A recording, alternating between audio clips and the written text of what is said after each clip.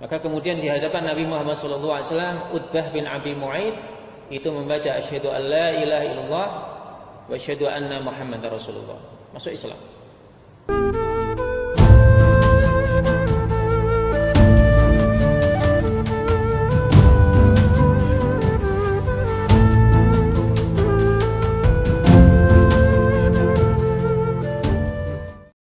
Bismillahirrahmanirrahim. Assalamualaikum warahmatullahi wabarakatuh.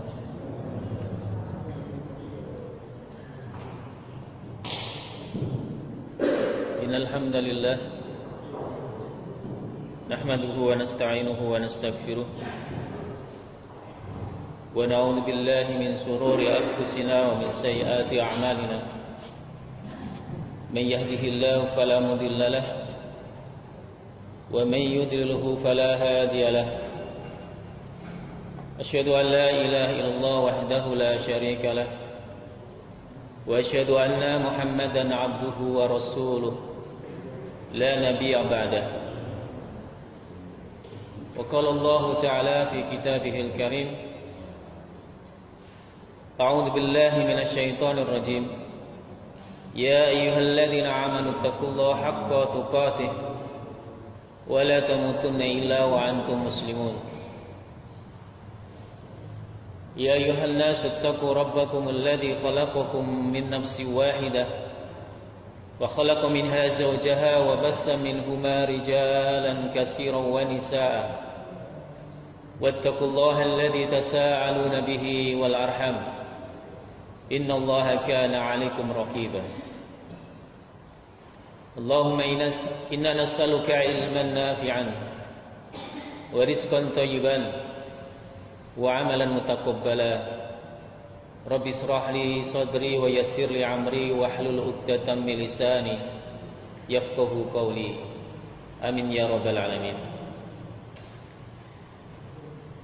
Yang kami muliakan Bapak Ketua Takmir dan segala pengurusnya, pengurus DKM Masjid Al-Muhajirin, dan teman-teman yang sudah menginfakkan sebagian hartanya untuk pembangunan masjid ini. Mudah-mudahan Allah Subhanahu wa taala senantiasa membalas kebaikan-kebaikan semuanya, dan juga seluruh jamaah Bapak Ibu yang dirahmati oleh Allah Subhanahu wa taala. Alhamdulillah rabbil alamin. Bersyukur kita kepada Allah Subhanahu wa taala, malam hari ini Allah memberikan kenikmatan kepada kita semua, kenikmatan yang sangat besar, kenikmatan yang sangat mulia, yaitu kenikmatan iman dan Islam, sehingga kita dimudahkan oleh Allah Subhanahu wa taala untuk bisa mengisi waktu setelah sholat maghrib berjamaah untuk duduk bersama di majelis ilmu, belajar tentang sosok mulia manusia pilihan Allah Subhanahu wa taala, yaitu baginda Nabi Muhammad sallallahu alaihi wasallam. Mudah-mudahan dari sekian pertemuan kita belajar kepada sosok mulia ini, yaitu Rasul sallallahu alaihi wasallam, semakin bertambah iman kita kepada Allah Subhanahu wa taala, dan semakin bertambah kecintaan kita kepada Allah kepada Nabi Muhammad sallallahu alaihi wasallam. Hadirin yang dirahmati oleh Allah Subhanahu wa taala, pada pekan kemarin saya sudah membahas tentang salah satu sahabat mulia. Kita masih membahas tentang dakwah secara terang-terangan. Kemarin kita sudah membahas tentang kisah masuknya Mus'ab bin Umair radhiyallahu anhuma. Dan malam hari ini kita akan menyelinginya dengan membahas salah satu tokoh orang Quraisy yang sangat besar dan kuat permusuhannya terhadap dakwah Nabi Muhammad SAW. Kalau dua pekan kemarin kita sudah membahas tentang Al-As ibnu Wa'il, maka malam hari ini kita akan membahas Uqbah bin Abi Mu'aid. Hadirin yang dirahmati oleh Allah Subhanahu wa taala, Imam Ibnu Ishaq rahimallahu taala ini salah satu sejarawan Islam, seorang yang ahli dalam sirah nabawiyah, mengatakan bahwa Nabi Muhammad SAW itu mempunyai beberapa tetangga yang mereka itu sangat jahat terhadap Nabi Muhammad SAW. Yang pertama adalah pamannya sendiri, yaitu Abdul Uzza. Ada yang masih ingat siapa Abdul Uzza? Abu Lahab.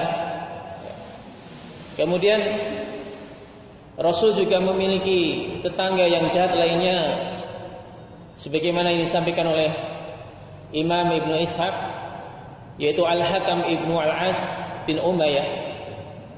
Kemudian Adi bin Hamra As-Sakafi,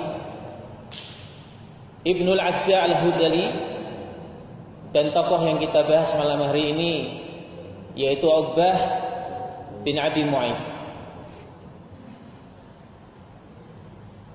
Rasulullah SAW menyampaikan bahwa Abu Lahab dan Uqbah bin Abi Mu'ayth ini hari-harinya bergantian mereka menteror Nabi Muhammad SAW.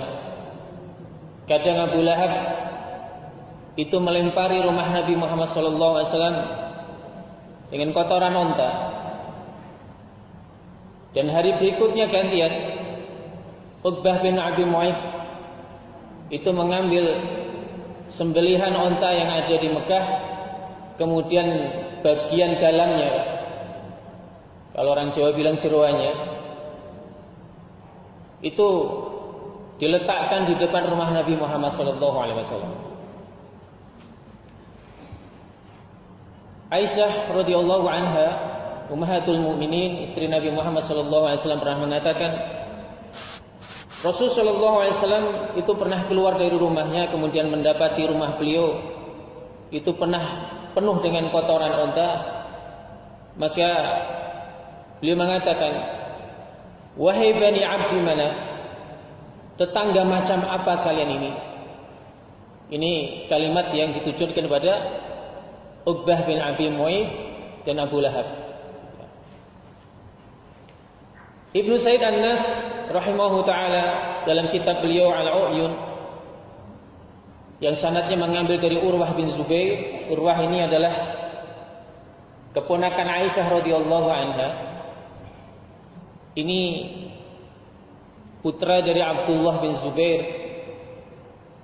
dan Asma binti Abi Bakar. Ini cucunya Abu Bakar radhiyallahu anhu.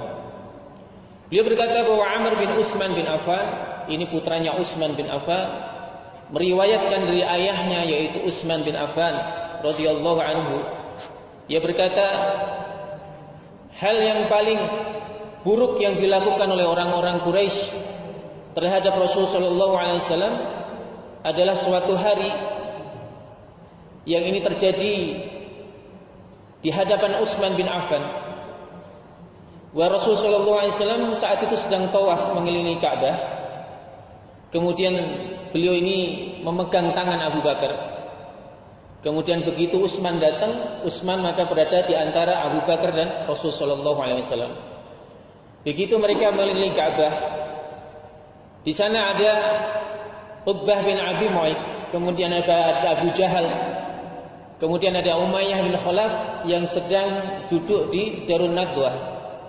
Begitu mereka melihat Abu Bakar, Rasul dan Utsman bin Affan mengelilingi Ka'bah, maka kemudian mereka mencaci maki, menyindir Rasulullah SAW dengan sindiran yang sangat buruk. Sampai kemudian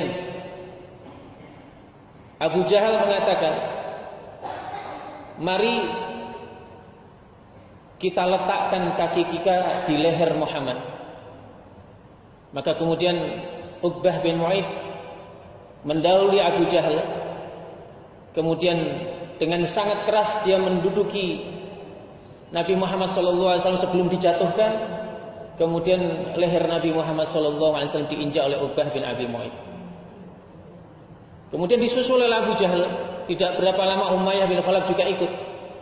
Maka kemudian Abu Bakar As-Siddiq mendorong Uqbah bin Abi Mu'ayth sampai kemudian Uqbah jatuh. Sementara Utsman bin Affan itu mendorong Abu Jahal dan Umayyah bin Khalaf. Kemudian Rasulullah sallallahu alaihi wasallam dikatakan bahwa saat itu Abu Jahal berkata, "Ya Muhammad, keluarlah dari agamamu itu dan sembahlah Tuhan-Tuhan kami. Kalau tidak, maka kami selamanya akan mengganggumu, kami selamanya akan memusuhimu." Maka Rasulullah sallallahu alaihi wasallam itu meninggalkan Ka'bah saat itu sebelum beliau menyelesaikan tawafnya. Kemudian Utsman berkata, saat itu Rasulullah sallallahu alaihi wasallam kemudian berdiri, kemudian meninggalkan Ka'bah. Kemudian beliau pulang ke rumahnya dan diikuti oleh aku dan Abu Bakar. Begitu Rasulullah sallallahu alaihi wasallam berdiri di depan rumahnya, maka Rasulullah sallallahu alaihi wasallam bersabda, "Ya Abu Bakar, ya Utsman, bergembiralah kalian bahwa sesungguhnya Allah telah meninggikan agamanya.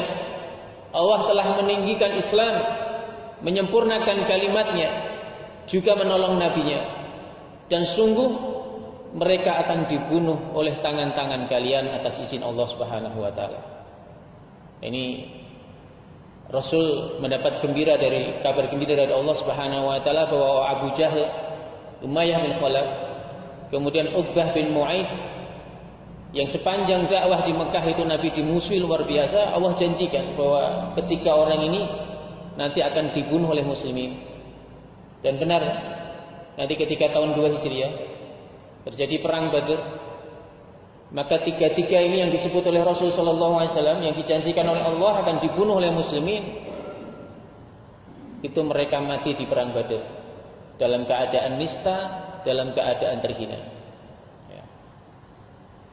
Abu Jahal itu dibunuh oleh seorang penggembala kambing, Abdullah bin Mas'ud.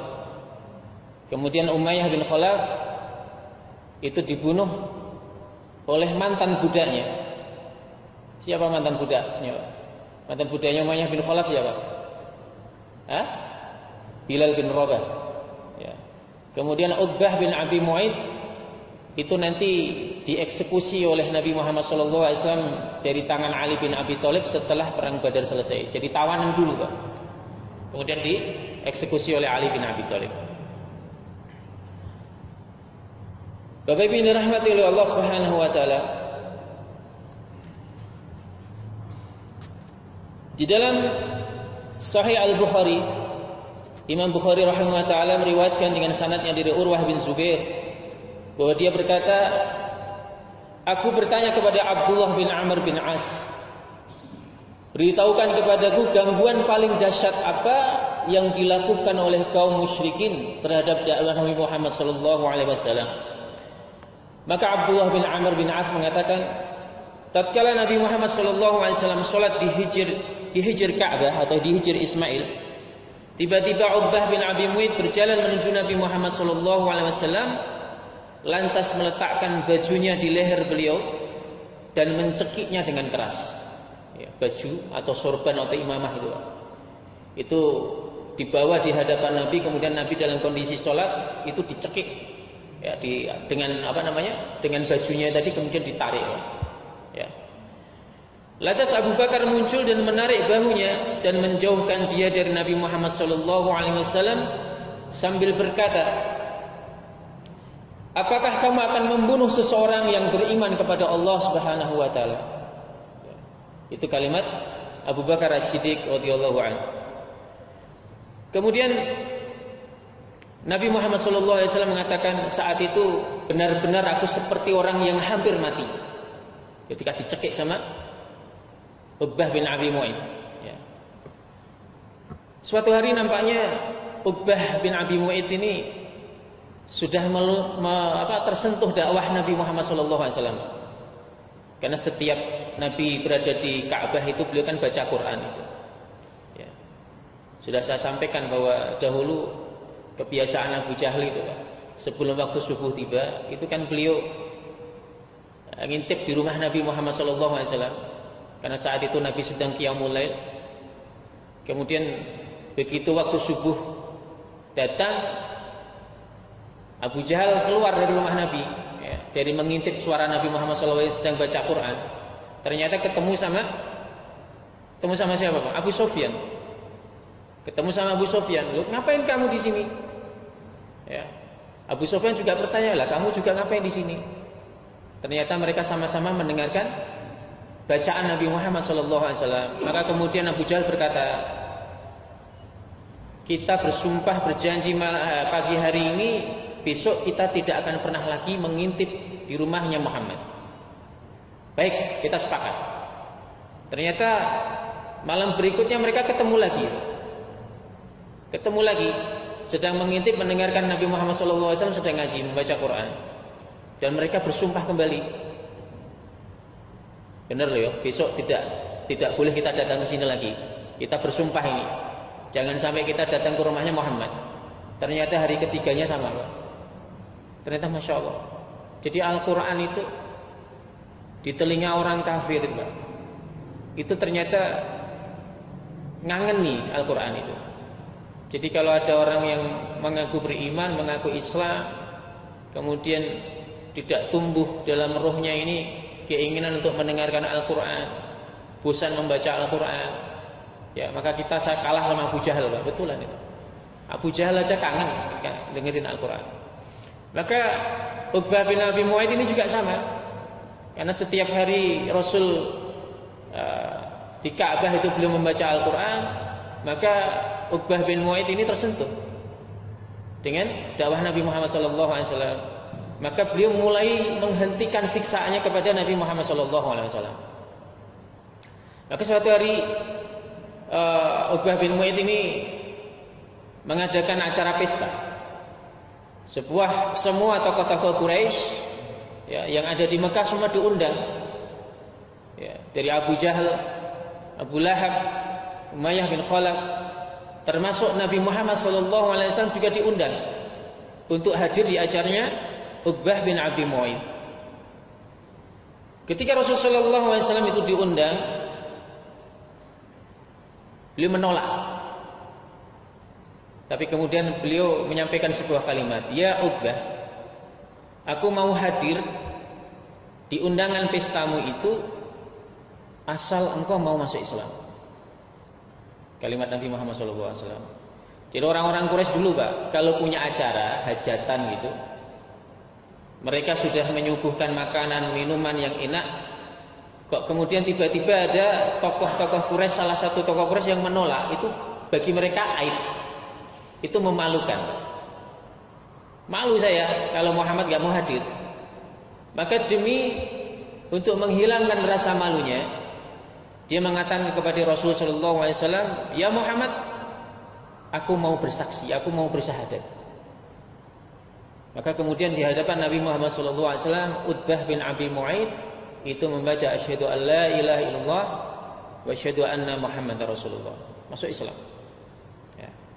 Saat itu Pak, dia punya sahabat karib namanya Ubay bin Khalaf. Ini kakaknya Umayyah bin Khalaf. Saat itu tidak hadir di acara pestanya Uqbah bin Abi Mu'aid karena dia sedang berdagang di negeri Syam. Begitu Uqbah bin Abi Mu'aid ini masuk Islam, itu Mekah geger Pak. Termasuk Abu Jahal.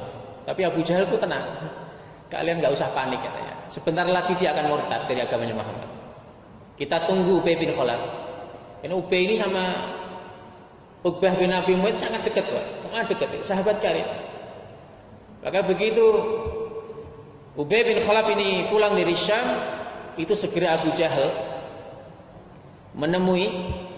Kemudian dia mengatakan, ya Ubay, apakah kau sudah mendengar berita yang sangat buruk, berita yang sangat besar di kota Makkah ini?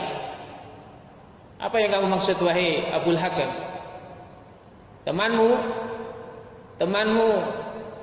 Uqbah bin Abi Mu'aid itu telah murtad dari agama nenek moyang kita.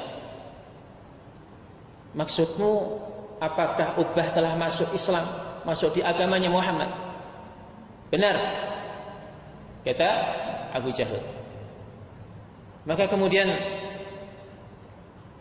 Ubay ini gak nunggu pulang ke rumahnya, langsung begitu datang yang ditemui adalah Uqbah bin Abi Mu'ayth. Begitu sampai di rumahnya Uqbah bin Abi Mu'ayth, dia segera menghardik dan memarahi Uqbah bin Abi Mu'ayth. Kemudian Ubay mengatakan, "Ya Uqbah, apakah kau sudah murtad dari agama nenek moyang kita?" Maka Uqbah kemudian berkata, "Ya Ubay, aku ini sebagaimana kamu tahu bagaimana perilaku masyarakat Quraisy. Aku ini merasa dilecehkan. Kalau jamuanku ini, undanganku ini itu tidak dihadiri oleh tokoh-tokoh Quraisy. Dan Muhammad itu pernah mengatakan kepadaku bahwa aku tidak akan pernah datang ke rumahmu, wahai Uqbah, kecuali engkau masuk Islam. Maka agar Muhammad datang memenuhi undanganku, maka aku kemudian diminta untuk bersahadat. Aku diminta untuk masuk Islam, maka aku masuk Islam." Kemudian Ubay bin Khalaf berkata, "Wahai Uqbah bin Mu'ayth, kamu kan sudah tahu bahwa kita ini punya hubungan yang sangat erat. Anakku seperti anakmu, dan anakmu juga seperti anakku. Dan kita punya bisnis bareng. Kita punya joinan dalam wirausaha. Maka ketahuilah, mulai hari ini haram bagiku untuk menatap wajahmu, dan aku haramkan wajahku ini untuk ditatap oleh engkau. Kecuali detik ini juga kau keluar dari agamanya Muhammad." Dan tidak hanya itu, kata Ubay. Kalau kau ingin hubungan kita menjadi lebih baik, tidak cukup bagimu hanya keluar dari agamanya Muhammad, tapi aku ingin kau datang ke Muhammad, kau hina dia, kau caci maki dia, dan kau ludahi wajahnya. Ubay bin Khalaf. Maka ternyata Uqbah bin Abi Mu'ayth yang sudah masuk Islam itu lebih memilih persahabatannya dengan Ubay bin Khalaf daripada dia tegak kokoh di dalam syariat Islam.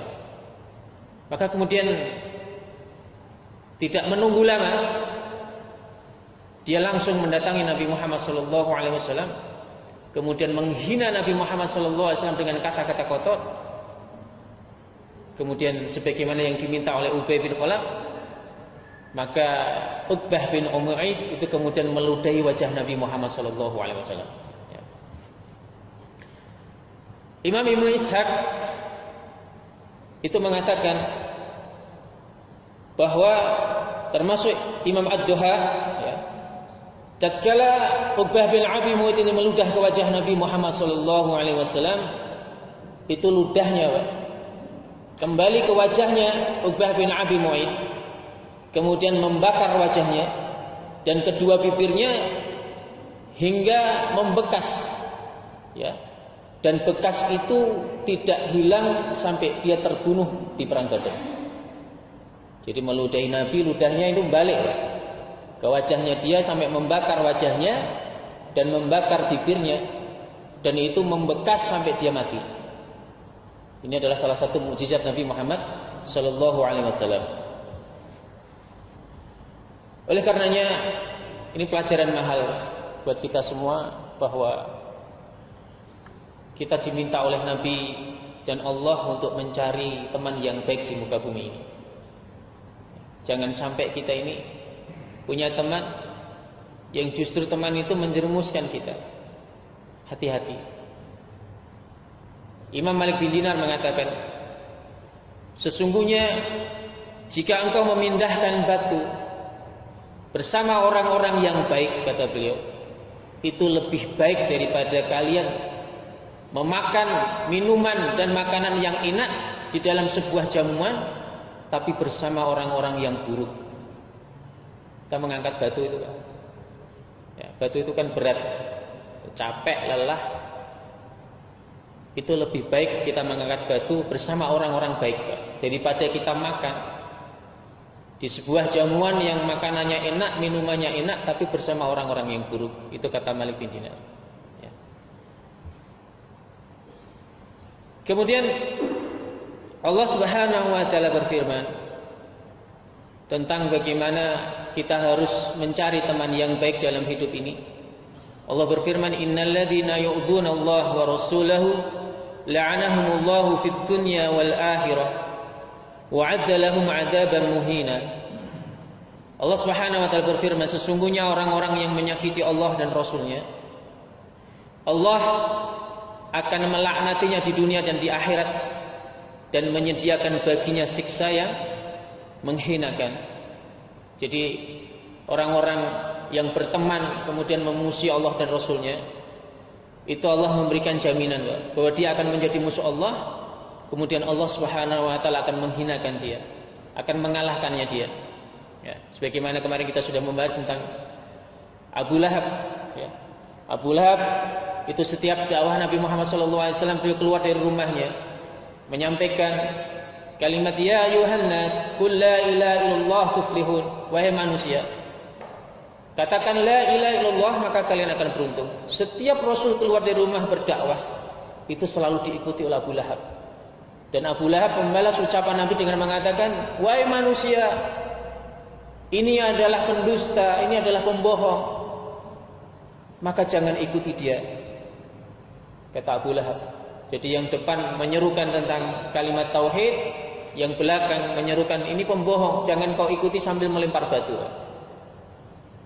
Tapi apakah yang dilakukan Abu Lahab itu membuat Abu Lahab menang atas Rasulullah SAW? Tidak. Justru Abu Lahab dihinakan oleh Allah, mati dalam keadaan hina, dalam keadaan nista. Bapak Ibu yang dirahmati oleh Allah Subhanahu wa taala, maka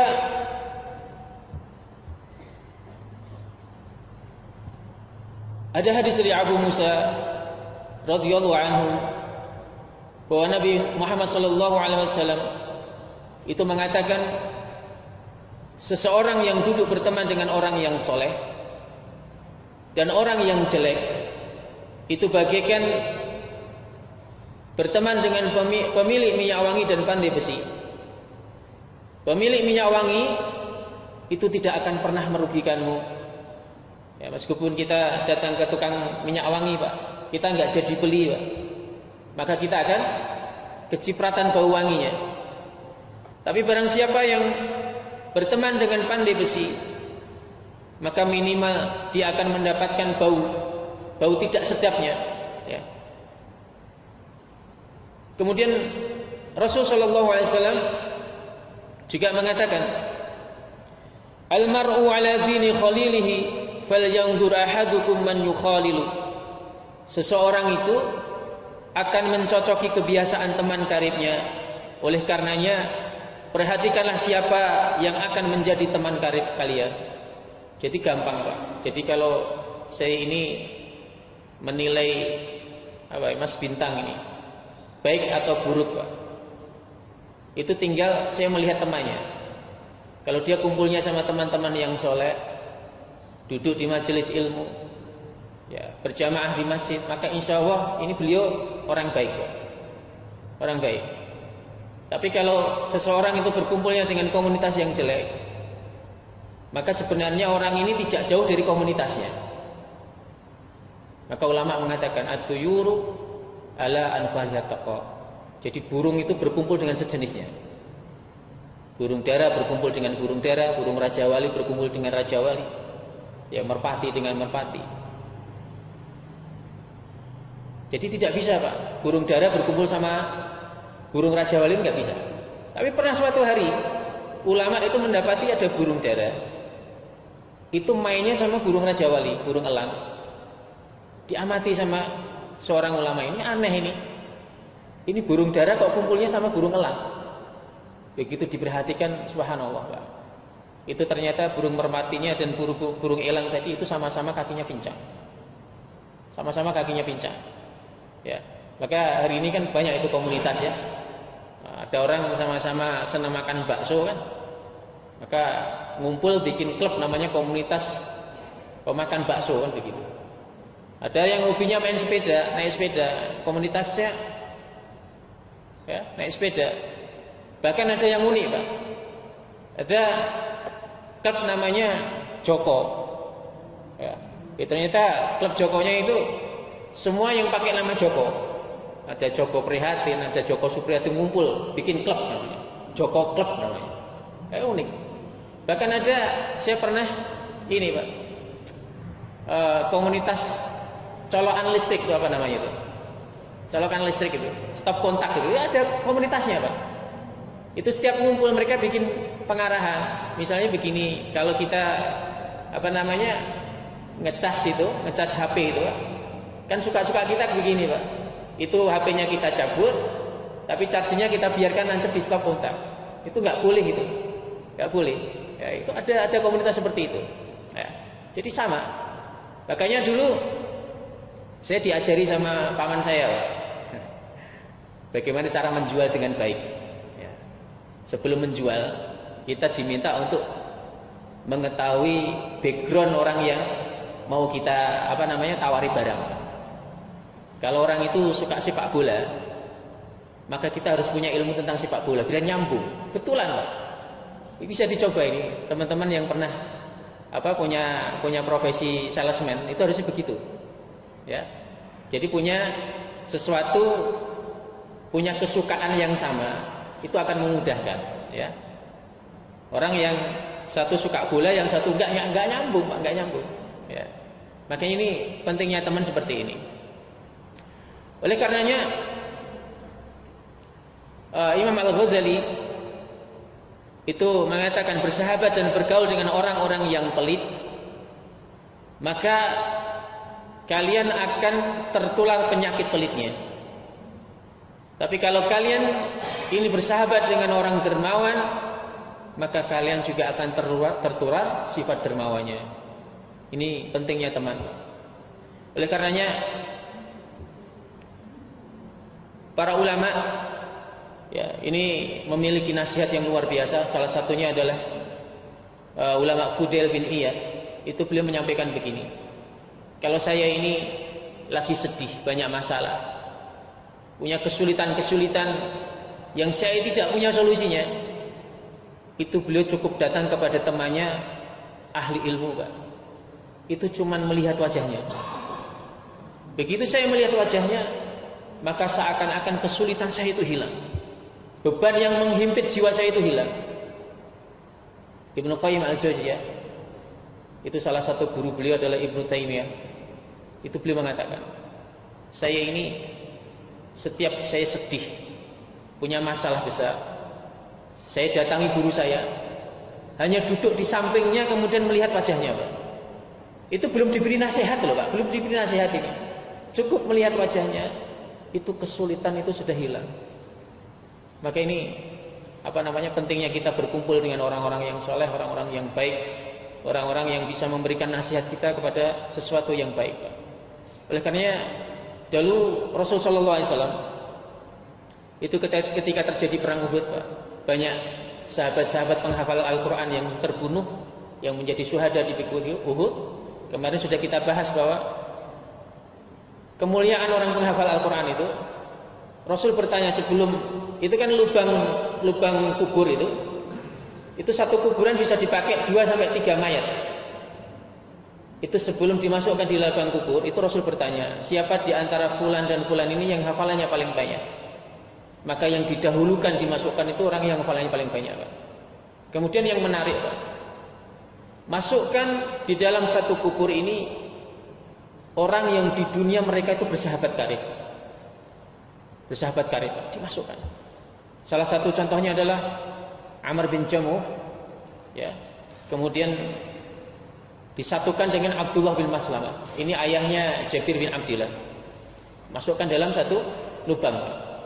Karena mereka di dunianya bersahabat dan Rasul berharap persahabatan mereka itu sampai di akhirat, di surga mereka bersahabat. Ya, luar biasa. Dan ini dicontohkan oleh para sahabat Nabi Muhammad SAW. Suatu hari Umar ini kangen, Pak. Kangen sama sahabatnya. Dan sahabatnya ini adalah Abu Ubaidah bin Jarrah. Ini orang yang sangat dikagumi sama Umar.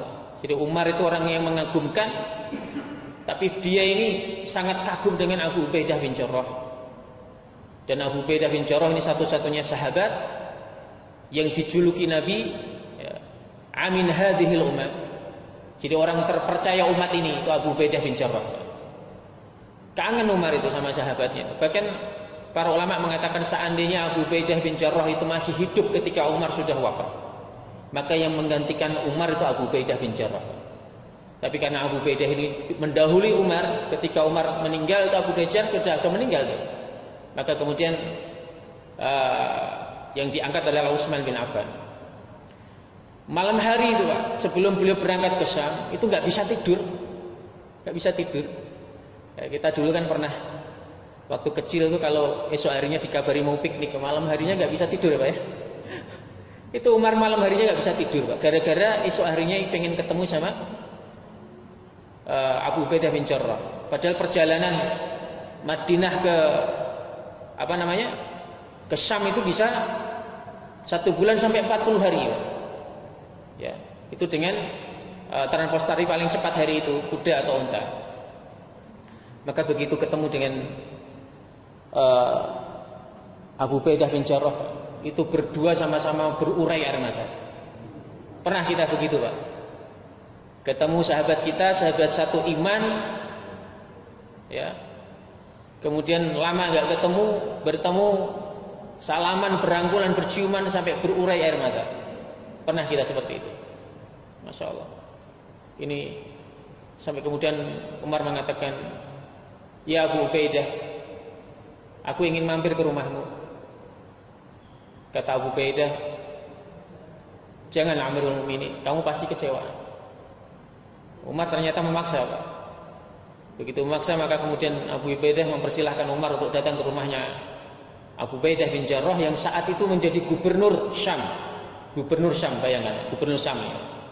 Begitu masuk ke rumahnya Abu Ubaidah, Pak, itu tidak ada yang dilihat oleh Umar kecuali hanya sebuah pedang, sebuah perisai, bejana untuk wudu, dan mangkok untuk makan. Cuman itu hartanya Abu Ubaidah bin Jarrah. Itu tambah nangis Umar.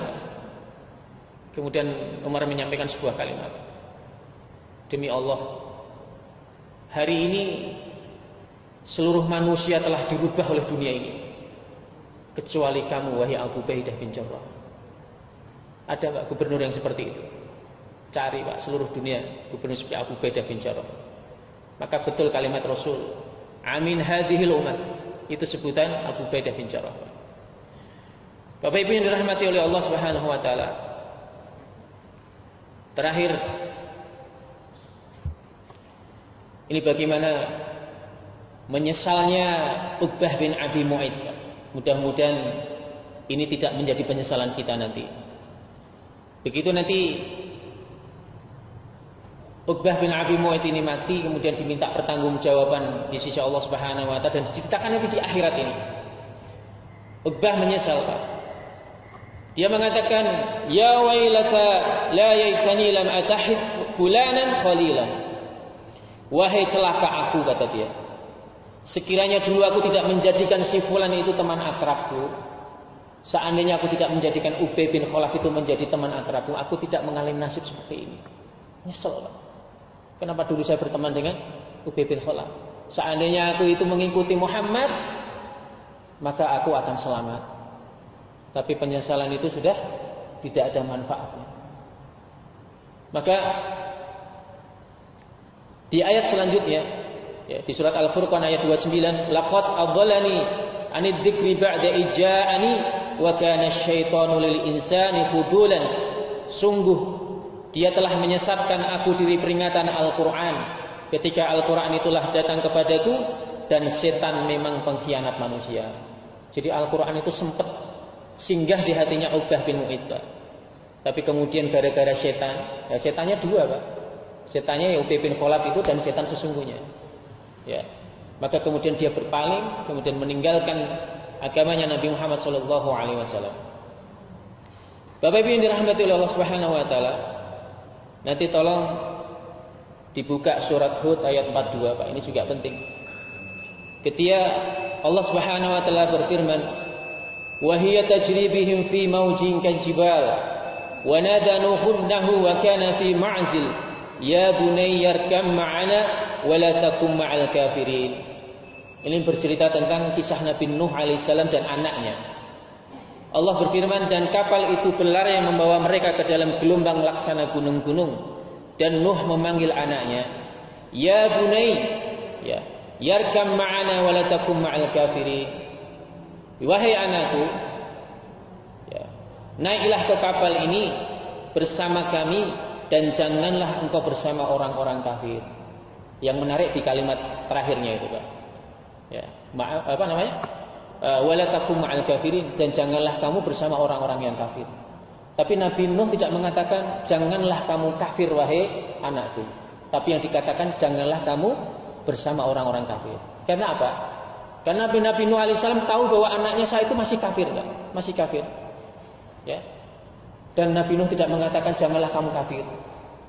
Tapi Nabi Nuh cukup mengatakan, nak, janganlah kamu bersama orang-orang kafir, tapi bersama ayahmu naik ke kapal ini. Karena sesungguhnya Allah Subhanahu Wa Taala itu akan menolong orang-orang yang dirahmati oleh Allah Subhanahu Wa Taala. Jadi Nabi Nuh tidak mengatakan yang naik kapal ini itu akan selamat, tidak Pak. Tapi yang selamat adalah orang-orang yang dirahmati oleh Allah Subhanahu Wa Taala. Kenapa Nabi mengatakan seperti itu?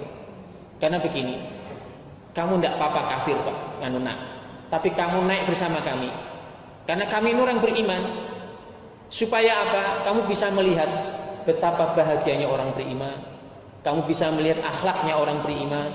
Kamu bisa melihat kebaikan-kebaikan orang beriman.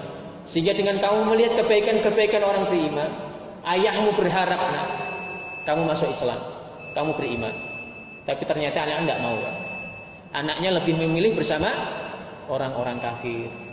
Jadi ini bahayanya, ya, kita hidup di dunia ini duduk bersama orang-orang yang tidak baik. Oleh karenanya mohon maaf Bapak Ibu, kakek nenek yang hari ini punya anak dan cucu Pak, tolong diperhatikan anak cucu kita. Dengan siapa mereka bergaul Pak. Dengan siapa mereka bergaul. Karena ketika mereka hinggap di tempat yang baik, maka dia pulang akan membawa sesuatu yang baik. Sebagaimana lebah. Lebah itu kan hinggapnya di tempat yang baik, maka yang dikeluarkan akan baik. Tapi kalau dia hinggapnya bersama orang-orang yang buruk, berteman dengan orang-orang yang buruk, yang dibawa ke rumah juga sesuatu yang buruk. Ya, maka kita harus pantau terus anak kita. Karena kita punya kewajiban, apalagi seorang ayah. Ya ayyuhalladzina amanu qu anfusakum wa ahlikum nar. Jadi kita itu tidak hanya kita saja yang masuk surga, Pak, tapi kita punya tanggung jawab besar untuk membawa anak keturunan kita menuju surganya Allah Subhanahu Wa Taala. Mudah-mudahan kisah dari Uqbah bin Abi Mu'ayth memberikan inspirasi buat kita semua. Mudah-mudahan Allah jaga kita, jaga keluarga kita. Mudah-mudahan Allah kumpulkan kita di surganya Allah Subhanahu Wa Taala dan dilindungi dari pergaulan-pergaulan yang buruk yang membawa kita di nerakanya Allah Subhanahu Wa Taala. Amin ya rabbal alamin. Mohon maaf apabila ada khilaf. Mari kita tutup sama-sama dengan bacaan kafaratul majlis. Subhanakallahumma wa bihamdika asyhadu an la ilaha illa anta astaghfiruka wa atubu ilaik. Wassalamualaikum warahmatullahi wabarakatuh.